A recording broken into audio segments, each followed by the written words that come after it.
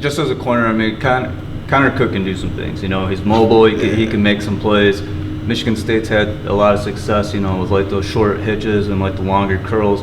What are you looking for as a cornerback, just like with his drops, like the 3 and the 5 and the 7 drops? What are you looking for specifically, especially with a guy like Connor?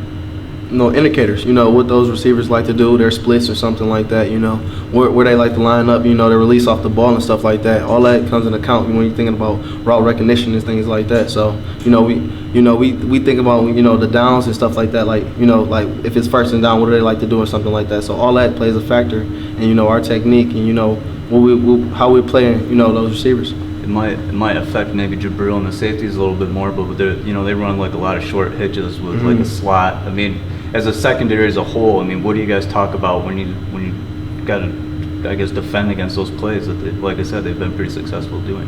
We have to be aggressive. Honestly, we got to get it in those guys' faces. Make those, those short completions, or I guess those 10-yard completions, first down completions. We have to eliminate them. As a corner, when you notice it's not going to be a short route, I mean, I assume there's probably a point in the play where you realize, okay, this is going to be a longer route. What are you looking for on your receiver? His hips. Honestly, you look at his hips, thinking about a longer route or something like that. Is he gonna break down or something like that, or is he gonna keep accelerating? His hips tell the story. His hips tell everything.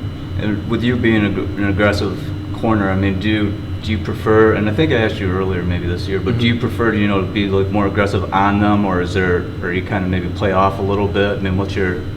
It depends, honestly, on the receiver, what are their tendencies and like that. How do they like to get off the ball or something like that? So it depends on, what do they like to do. And honestly, we have to be physical at the line regardless of what they're doing. So, we just have to, take our technique, and just play with it. And my final question for you, Jourdan, when you see Connor Cook get flushed out of the pocket, and that seems maybe when he's most dangerous, what's going through your guys' mind, or I guess what adjustments are you looking to make? We call it plaster, stick to your guy. When he's rolling out of the pocket, he can make special things happen. So when he's rolling out of the pocket, we have to, find the guy and stick to him.